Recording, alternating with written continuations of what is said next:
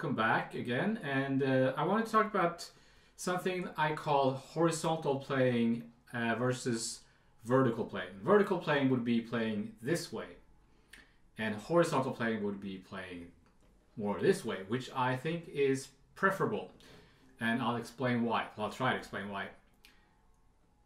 This is something that I noticed or came up with when I try to get serious about practicing, and I was practicing Hannon type exercises, kind of like we all do.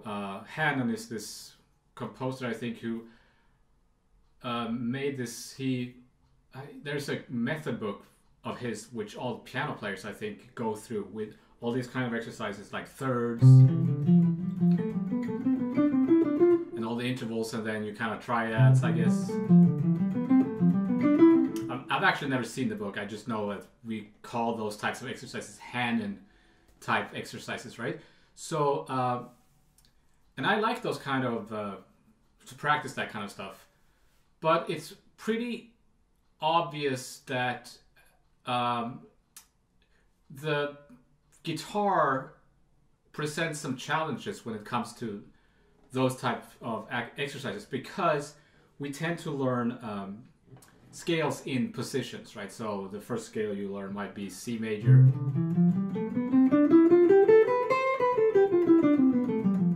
And different schools and different teachers would call that different things, like pattern 1, or some other book might call a different pattern something else.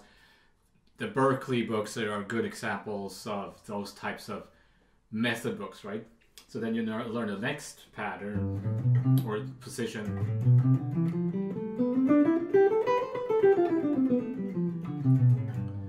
So all of a sudden there's like 5 at least different fingerings for the same scale. But if you think of another instrument, like I can't think of any other, I guess violin or any string instrument, I guess, but other instruments don't have that problem, right? They learn one fingering, or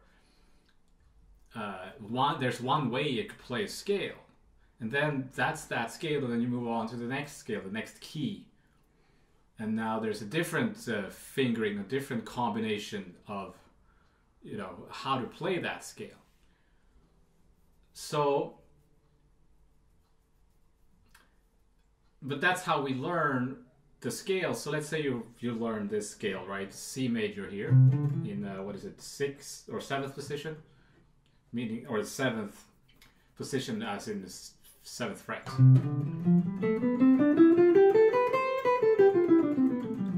That's great. Now you want to play a sequence or a pattern. Some people call it sequences or patterns.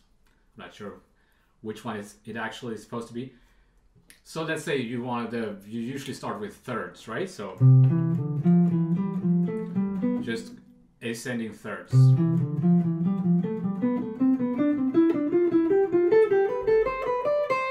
Usually you turn it around, play descending on the way back.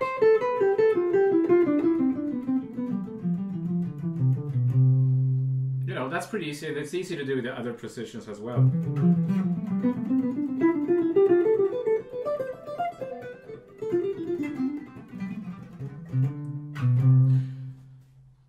There's a little bit of a problem when we reach the 2nd string. Am I supposed to do the rolling with the pinky?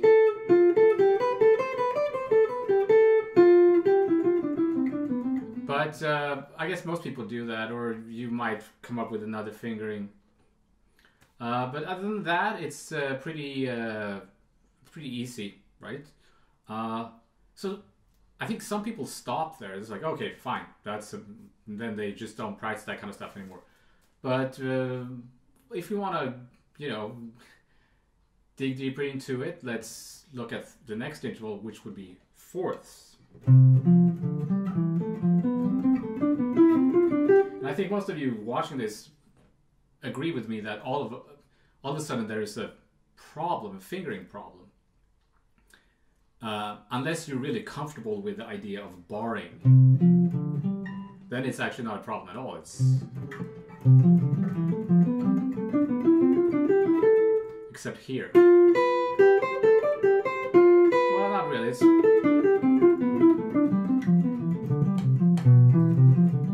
But if you don't want to do those barring things, or whatever you want to call them, rolling, then it's a huge problem. How are you supposed to finger this scale, right? So that's what I'm gonna get to. And then if we want to do even larger intervals, like fifths, like I'm out of tune. Let's just give me a second to tune up here. Where was I? Oh yeah, so fifths.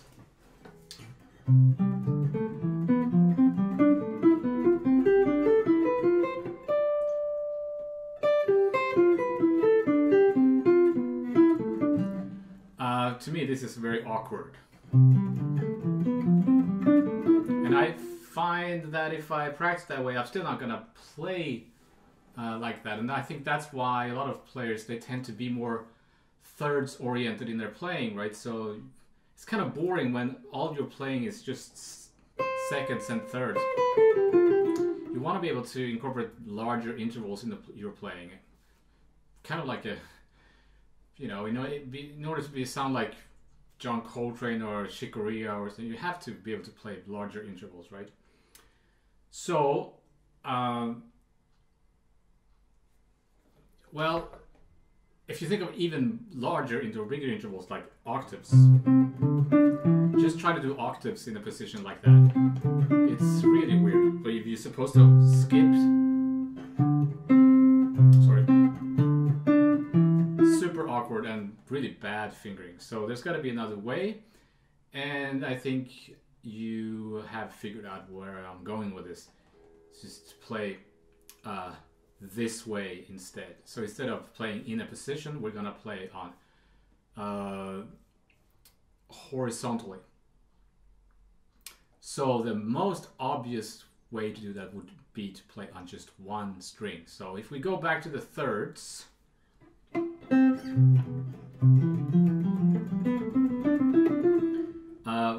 I could play the exact same thing on just one string. Until I reach out of register. Until the string is no more, right? But I don't have any fingering problems, really. Because it's all the same. I could also obviously do two strings, which would be even better.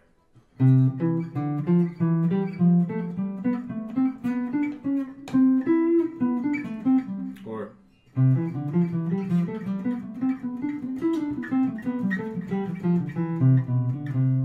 okay. So some of you are thinking, well, that's pretty obvious, but you actually can use this kind of concept to improve your playing, I think. So I had this teacher who wanted me to learn all the scales and patterns. The way he thought of it was like, imagine you're a sax player or a piano player. You would start on the lowest note on your instrument, and then you would play, at least a sax player would, or maybe a better analogy would be a trumpet or a sax player, any horn player. They would start with the lowest note and play to the highest note in their, as far as they can go on their instrument, and then back down. So he wanted me to think like that and do that.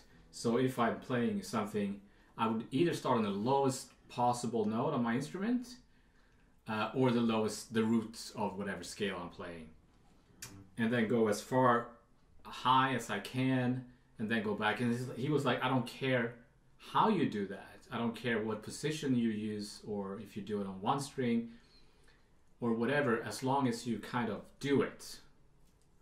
So I thought about that, and then it's like, well, I seem to prefer to play in a horizontal way, but I still want some kind of system to it. So I thought, well, what if I do 3 horizontal thirds in a row and then switch set of strings? So that would be like this. Now I switch to the next set of strings, and so on. And then I can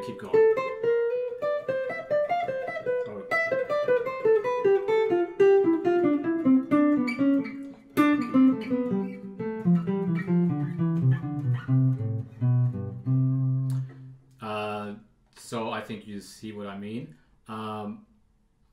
This works really well for the other intervals in my opinion. So if I do fifths, for example.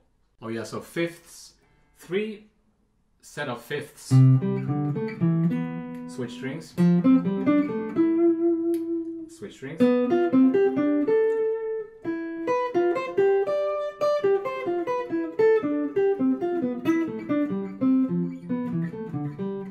So a couple of things that is happening here. This way of playing might change how you actually play. And it's also, it's much easier to turn it around.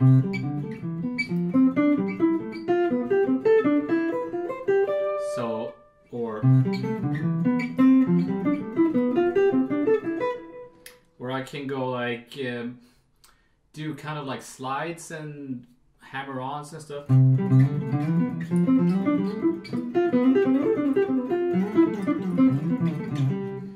Which I think this is how players like Pat Metheny and John Abercrombie and those kind of players, I mean, I don't tend to know how they think, but I think this is kind of how they approach this instrument. It seems to me like that's how they approach this stuff, rather than playing in a position or a box.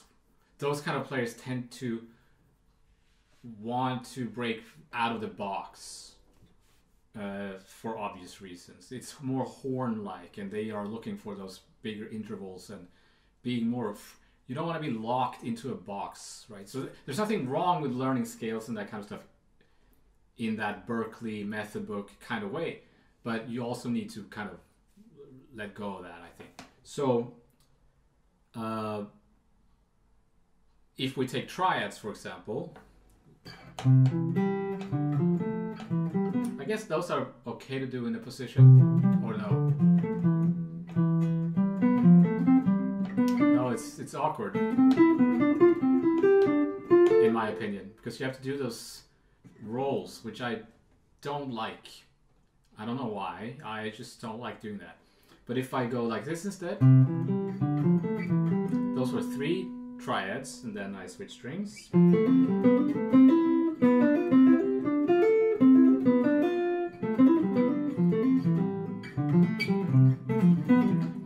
I can turn them around and play descending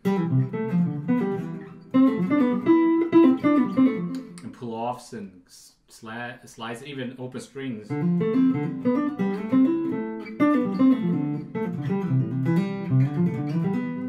I can use that to actually play faster than I could if I go. But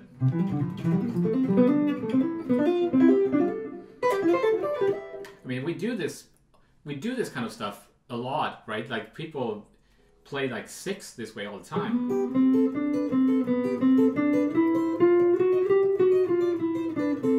In classical music, you play thirds. Like in classical guitar, you do this kind of stuff already all the time. We just tend to forget that we can actually incorporate this kind of thinking into a more jazz vocabulary, I guess. So then we can do like the George Benson thing with octaves.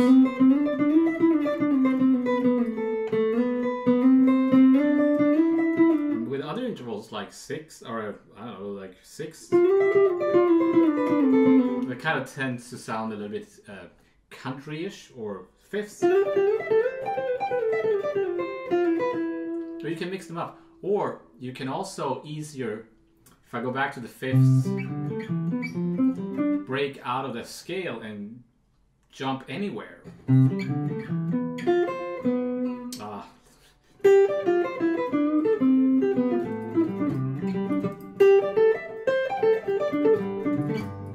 So let me demonstrate that. I'm just going to play fifths over a G sus kind of amp.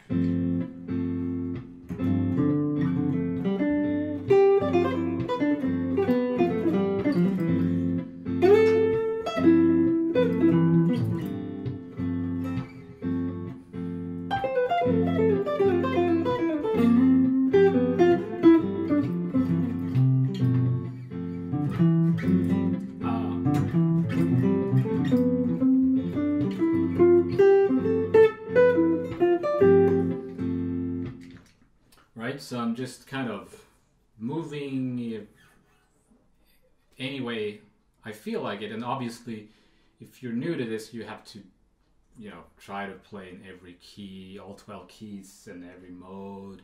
It's a lot of work, but there's ways to make it fun. If you're doing this, I think it's more fun than just going pattern 1, position 2, you know. That can be kind of soul crushing, that kind of practicing. So let's see what else I got here. Oh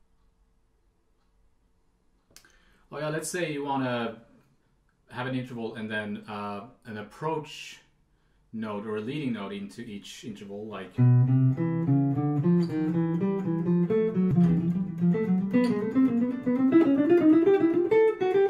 so it's a third, but I'm playing a leading note into the first note.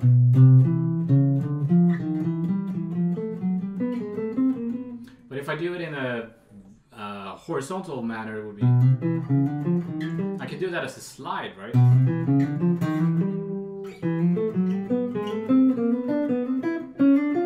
When it's not always a good idea to do that, but sometimes.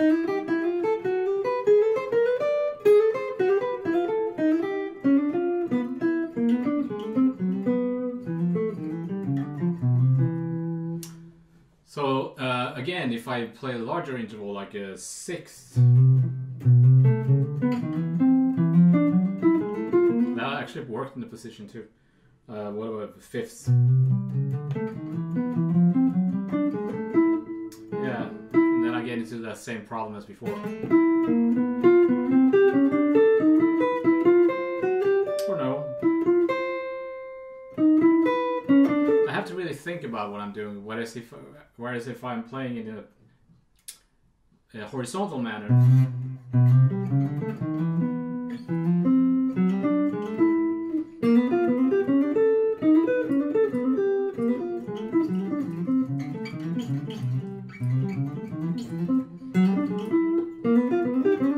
it's easier to get used to it. So hopefully you got something out of this. So I shall see you next time.